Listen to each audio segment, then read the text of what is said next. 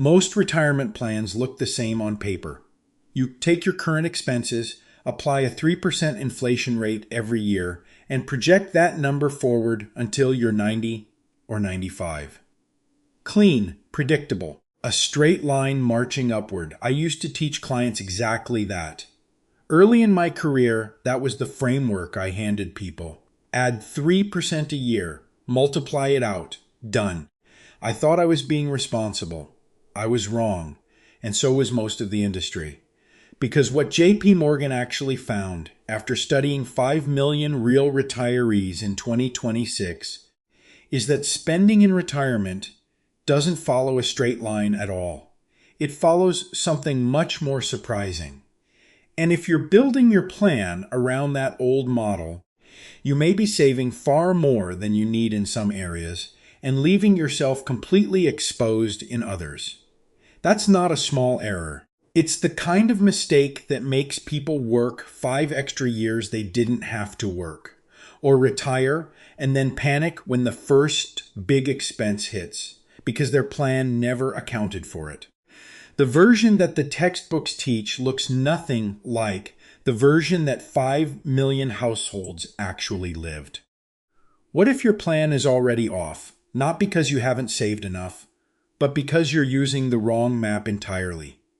That's what this video is about. We're going to walk through 3 findings from that J.P. Morgan data that most people and most advisors never talk about. If any of this is new to you, hit subscribe because this channel exists for exactly this reason. Stay with me. For decades, the standard retirement planning model worked like this. You take your spending in year 1 of retirement, maybe $90,000 a year for a comfortable household. Then you add 3% every year to account for inflation. By the time you're 85, that number has climbed to around $120,000. By 95, you're looking at roughly $146,000 a year. That's the model. That's what the spreadsheets have been running for 30 years. The problem is that J.P. Morgan went and looked at what 5 million actual retirees actually spent, not what they planned to spend, what they spent. And the number at age 95 wasn't $146,000.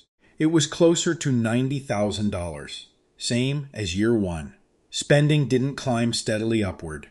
For most households, it stayed roughly flat in real terms, and in many cases, it declined. People naturally travel less, eat out less, buy less, as they move deeper into their 70s and 80s.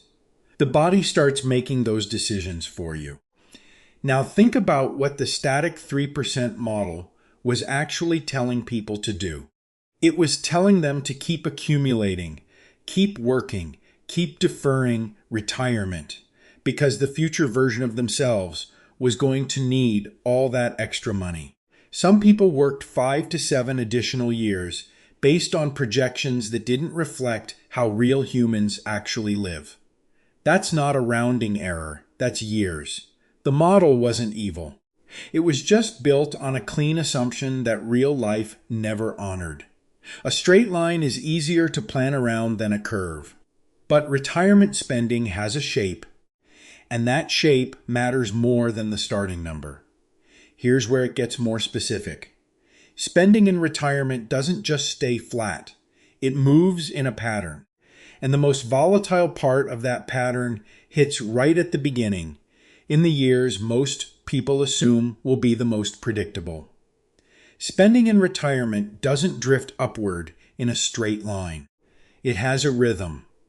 And the loudest beat lands the moment you walk out of the office for the last time. Mark and Sarah are 62. They've been careful their whole lives. 2 incomes, 1 paid-off house, decent savings. Sarah decides she's done. She puts in her notice, clears out her desk, and comes home for good. Mark figures he'll work another 3 years, maybe a little longer, just to keep the health and insurance and let the portfolio breathe. For the first few months, it feels completely manageable. Then they buy the RV. It wasn't an impulsive decision. They'd talked about it for years. road trips, national parks, spending real time together before their knees gave out. And with Mark still bringing home a paycheck, the math felt fine. One income coming in, one person finally free to enjoy life. There's a logic to it. What they didn't account for was everything that came with the RV. The roof had been on their to-do list for 2 years, and Sarah's new schedule meant she was home to see just how bad it had gotten. So they fixed the roof.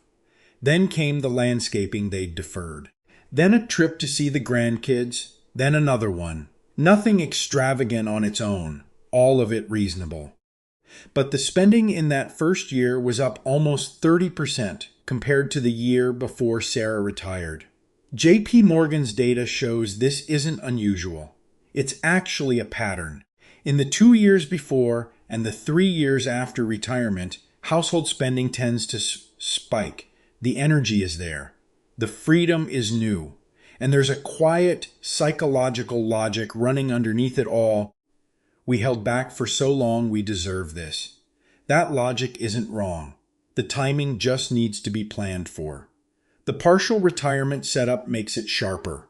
When one person stops working and one person doesn't, there's a psychological cushion. We still have income. We can absorb this. That cushion is real, but it's also temporary. And households under $150,000 in annual income are particularly exposed because the margin between income and lifestyle is thinner than it looks during the earning years. If Mark and Sarah carry a balance on that RV purchase into the years, when Mark also stops working, they're bringing high-interest debt into a fixed income life. That's the trap. Not the RV, not the roof. The assumption that the surge will self-correct once the novelty wears off. It doesn't always. And by the time they notice, the window to adjust is smaller. Mark and Sarah figured that once the roof was done, housing was basically free. Mortgage paid off, big repairs handled, clean slate. That's actually the next blind spot. And it's the one that surprises people the most.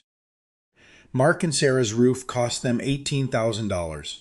They paid it, moved on, and told themselves that was it. House is done. No more mortgage, no more big expenses. From here, housing is basically free. I've heard this more times than I can count, and I understand the feeling. You spend 30 years writing that check every month, and the day it stops, it genuinely feels like a weight lifted. It is a weight lifted. But the mortgage was never the whole cost of the house. JP Morgan's data makes this uncomfortable to look at. Housing remains the single largest spending category for retirees, even at age 85. Not healthcare, not travel, housing, even after the loan is gone. A paid-off home with a median value in the U.S. still runs somewhere between $6,000 and $10,000 a year just in property taxes and core insurance. That's before a single repair, before a single upgrade, before anything breaks, and things break. What changes as you age isn't the house. It's what the house costs you in a different currency. My father was one of the most careful men I've known with money.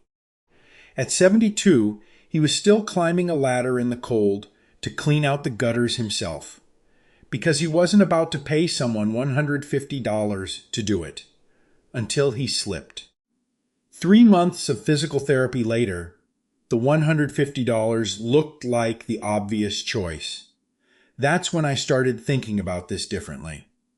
When we get older, we don't pay for housing with loan payments anymore. We pay with healthcare costs or with service fees. One way or another, the house collects.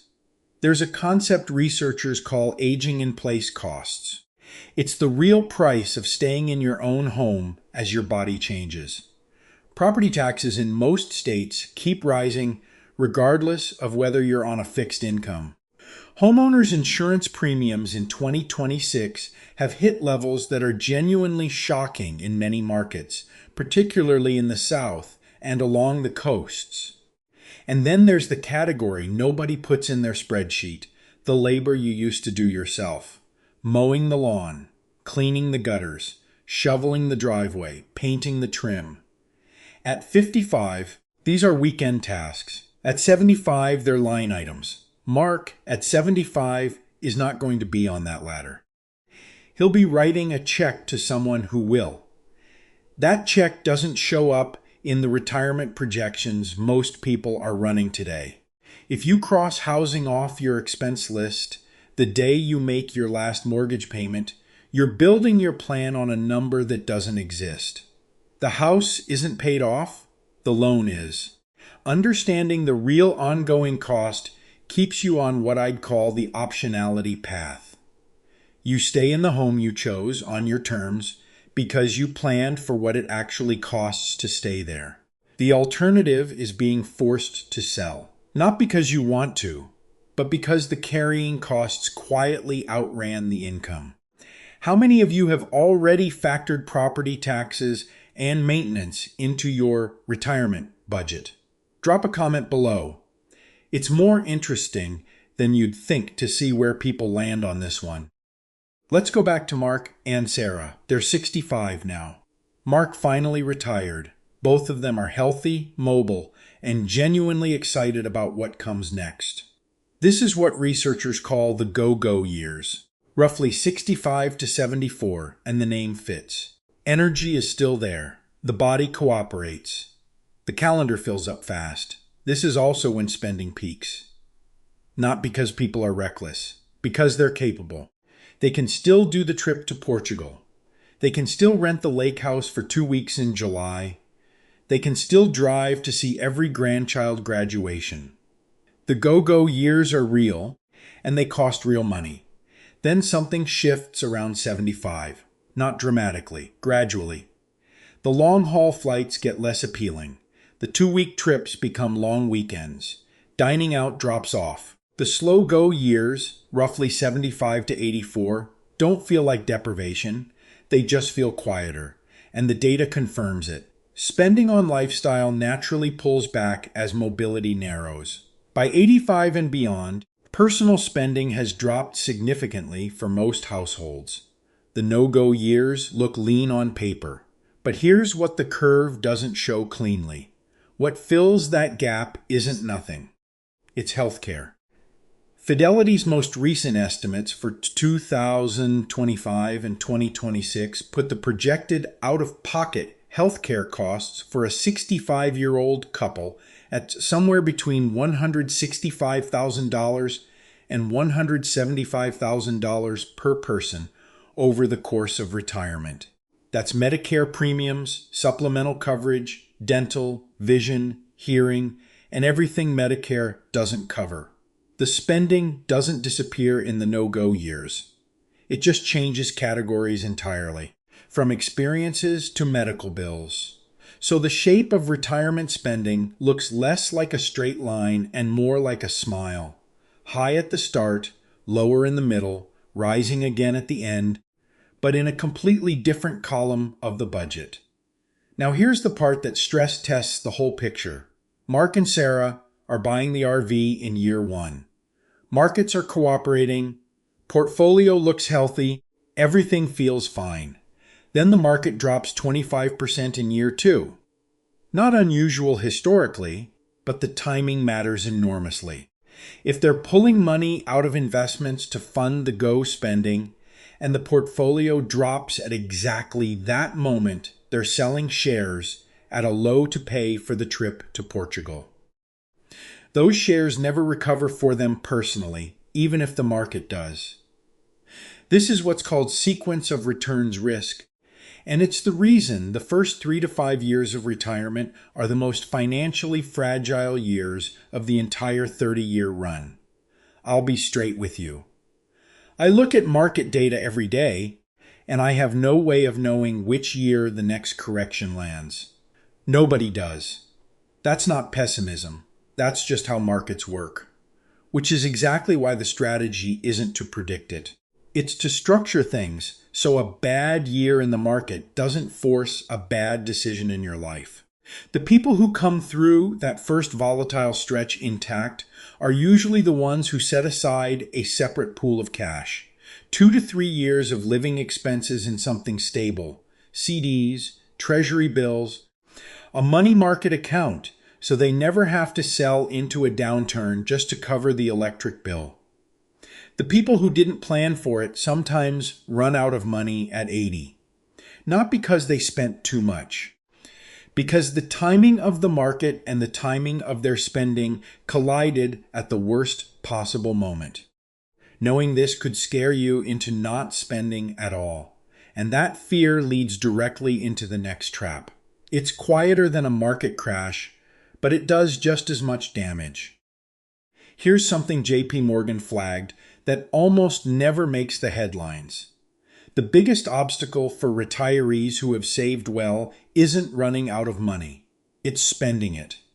Not because they're stingy, because the wiring runs deep. For 40 years, your brain learned one rule clearly. Saving is responsible, withdrawing is dangerous. Every paycheck, every 401k contribution, every time you chose the sensible option over the indulgent one, you reinforced that circuit.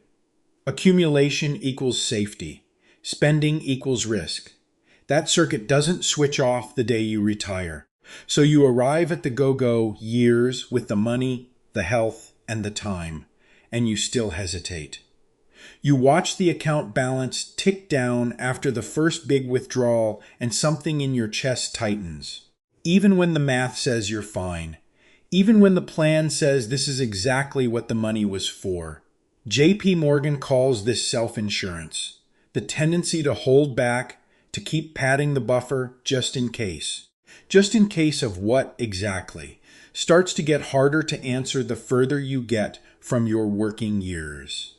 But the feeling doesn't care about the logic. I'll tell you something I don't say often in public.